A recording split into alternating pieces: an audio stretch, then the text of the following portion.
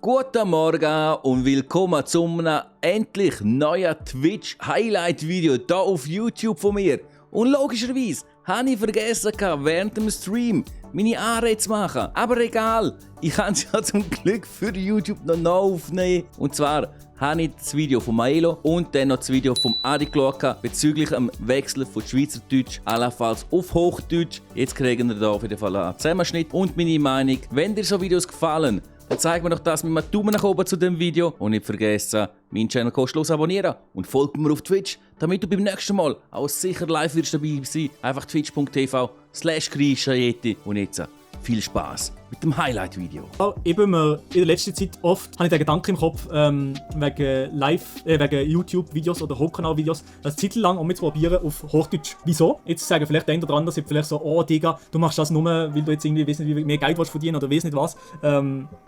Was soll ich sagen? Also es ist sicher mit ein Grund und das stimmt auf jeden Fall. Oh, Gottfried Stutz, danke schön für deine 5 Stutz. Danke für den Support. Dankeschön. Wieder Maelo sagt Kuss. Oh, aber wieso sage ich das einfach so?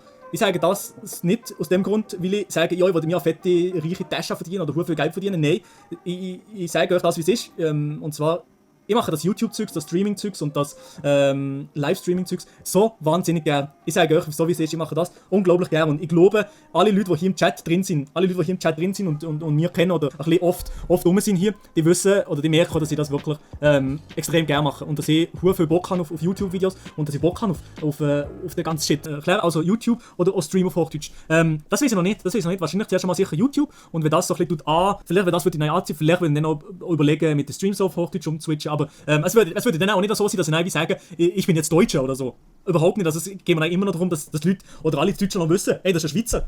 Weil, kennt ihr irgendeinen Schweizer YouTuber, der in Deutschland ein bisschen gross ist? Ich kenne niemanden. Cubanito, Schweizer, sehr gross, über 300.000 oder 400.000 Abonnenten, macht hochdeutsche Unterhaltungscontent, hauptsächlich mit Fußball oder so, aber nicht die Art, wie der Maelo macht, Videos oder der Adi. Im Gaming haben wir den Zinus und der Sephiron, die Schweizer sind, die noch recht gross sind, auch hochdeutschen Content machen. Aber der Zinus hat, glaube ich, gewechselt auf Schweizerdeutsch. Oder er macht so. Also das sind die mir gerade so direkt einfallen. Das einmal vom Maelo. Ah ja, der Lotzi. Ja, aber genau, stimmt, der ist auch Schweizer und macht Hochdeutsch. Aber er hat dann, glaube ich, auf Schweizerdeutsch wieder gewechselt. Ist er zurück auf Hochdeutsch? Ja, der Enker, der Dave. Klar, stimmt. Sorry, findest du den Dave natürlich. Jetzt schauen wir mal noch, was der Adi dazu sagt. Und da gehen wir jetzt mal auf 1,5, können wir immer noch verlangsamen. Ob er eingehen davon aus, er wird plus minus das Gleiche sagen. Der Maelo hat im Stream auch schon darüber geredet, habe ich. Wir haben ein bisschen darüber geredet, off-stream auch, wie es wäre, wenn man irgendein auf Hochdeutsch wechseln. Dass wir die Videos so machen können, dass ich jetzt davon leben kann. Wenn man das auf eine lange Zeit ausrechnet, vielleicht wenn man mal auszieht, Freundin hat, Familie hat oder auch das langfristig will machen und nicht nach irgendwie 3 Jahren nach 3 Jahren wieder aufhören, muss man ein bisschen schauen, wie man Geld verdient. Und in der Schweiz ist es wirklich extrem schwierig, von dem gut zu leben. Ich habe euch ja die Namen gezeigt, die ich von YouTube selber bekomme. Das heisst, von YouTube kannst du in der Schweiz absolut nicht leben. Und das hat jetzt nicht sehr tönen, so klar. Nach dem Motto, genau nach dem Motto wahrscheinlich. Aber man muss halt irgendwie schauen, dass man das Geld kommt. In der Schweiz musst du viel Aufwand machen, für das du davon kannst leben. Und gerade wenn du noch Fam hast oder sonst später mal schon nur Ferien machen, Wohnung haben, ein Auto haben, du musst auch viel Aufwand machen. Absolut. Was er sagt, kann ich so direkt unterstreichen. Wenn du wir sind jetzt einfach auf Schweizerdeutsch, wirst du nicht können wirklich davon leben, wenn du nur die Einnahmen nimmst von YouTube selber, plus auch wenn du die Einnahmen nimmst von Twitch, von den Subs, wirst du nicht können davon leben. Du wirst niemals so viel Geld machen, netto, um davon können leben, weil die Schweiz einfach fucking teuer ist. Sagen wir wahrscheinlich, wenn du alles dazu nimmst, wo dann noch kommt, wegen Versicherung und all das Zeug, nicht nur die Steuern, sondern auch Versicherungen und alles zusammen.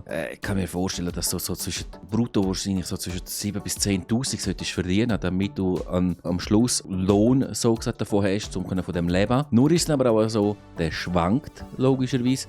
Und er ist nie safe. Der kann von heute auf morgen rein von der Theorie her alles weg sein. Du musst nur irgendeinen Scheiß machen, es muss nur irgendetwas passieren. Und du kassierst 3 Strikes hintereinander von YouTube und der Kanal ist unwiderruflich gelöscht.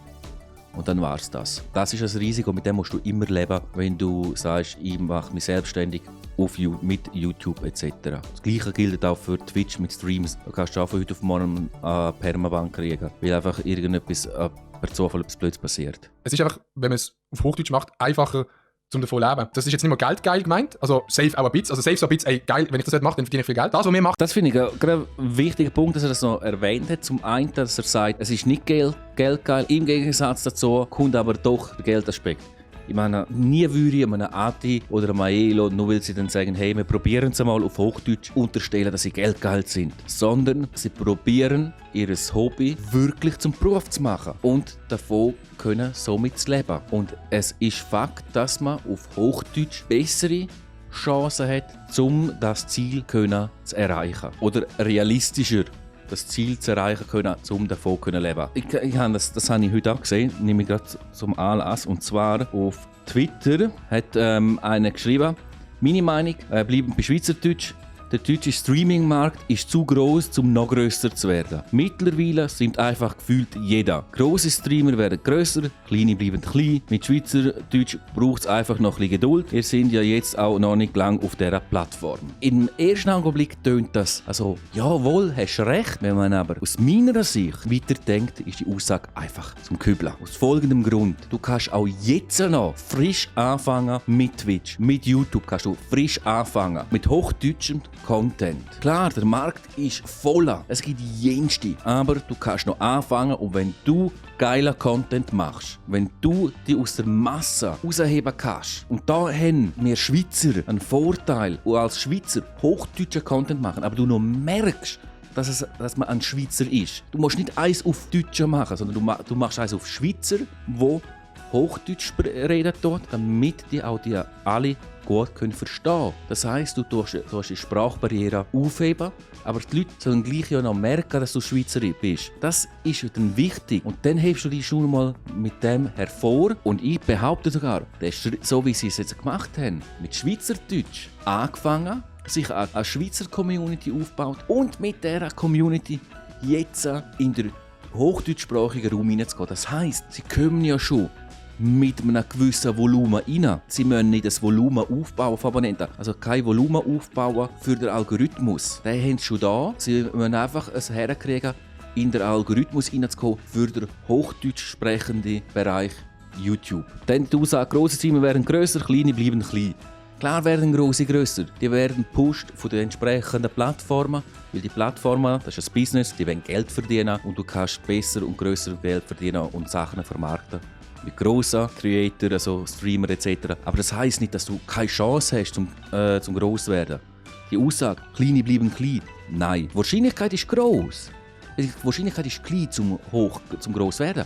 Aber es ist nicht unmöglich. Unmöglich ist es nur, wenn du es nicht machst. Die Aussage, die natürlich am Schluss trifft, mit Schweizerdeutsch braucht es einfach noch ein bisschen Geduld. Wir sind jetzt auch noch nicht lang auf der Plattform. Sie sind noch nicht lang, das stimmt, sie sind noch nicht lang auf Twitch. Sie sind aber beide schon recht lang auf YouTube. Und bei ihnen geht es ja um den Content auf YouTube. Das, was ich jetzt mache, finde ich so geil. Dass ich das machen kann, finde ich das Geilste. Ja, geil kommt gerade im Chat. Ich finde das wirklich das Geilste, dass ich das machen kann, wenn ich jetzt mache. Aber wenn ich eben so ein bisschen schaue, wie ist das in 5 Jahren in der Schweiz, und man kann es recht gut mit Musik vergleichen. Ein Mimix, einer der grössten Rapper in der Schweiz, wo ich finde, gleich guten Rap macht wie Hochdeutsche, muss nebendran wieder arbeiten. Oder muss nebendran Sachen machen. Weil es in der Schweiz einfach nicht so funktioniert wie in Deutschland. Ich will nicht ein hochdeutscher YouTuber werden. Also ich will nicht so reden, so voll mit dem Dialekt und so. Ich würde schon gerne noch der Schweizer bleiben. Und ich finde, man kann die Schweiz so gut verkaufen in Deutschland.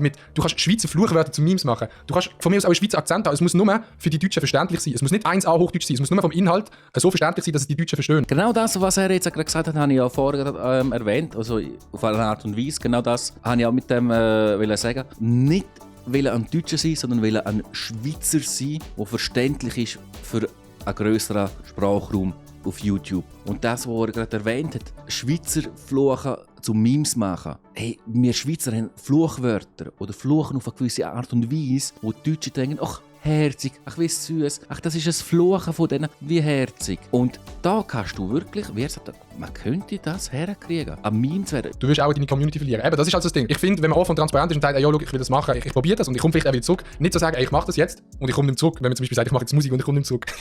Nein, ich sage, ich will es mal probieren, ich ziehe nach einem halben Jahr das Fazit und sage dann wieder, ey, wenn es nicht passt, dann kann ich immer noch zurückkommen. Das Risiko, finde ich, kann man eingehen, wenn man den Weg in die Selbstständigkeit will gehen. Man muss Risiken eingehen. Wenn du kein Risiko eingehst, dann kannst du nie etwas daraus herausholen, wenn du immer nur auf der sicheren Seite bleiben willst. Die sichere Seite ist nicht verkehrt, auf der sicheren Seite bleiben ist gut. Nur kannst du dann nicht gross erwarten. Leute, die viel erreicht haben und die gross sind, die haben etwas riskiert und dann finde ich es richtig, dass ein Maelo und ein Adi das riskieren, auf Hochdeutsch zu wechseln, wenn sie es dann wirklich dann werden machen. Das ist ja noch nicht safe. Finde ich aber gut, wenn sie das Risiko eingehen, den Sprung wagen. Ich bin mir sehr sicher, dass sich das für sie wird rendieren und dann noch grösser werden und wirklich dem Ziel selbstständig werden mit YouTube und Streaming auf Twitch näher kommen. Da bin ich mir sicher, dass sie werden so dem Ziel näher kommen, mit dem Risiko halt zum auch einen Teil von der jetzigen Community zu verlieren. Gewinnen sehr viel anderes dazu und das Risiko absolut eingehen. Meine Meinung, gehen das ein, machen das. Wenn eures Ziel ist, selbstständig zu werden als Influencer. Willkommen Maelo und Adi, ihr Influencer.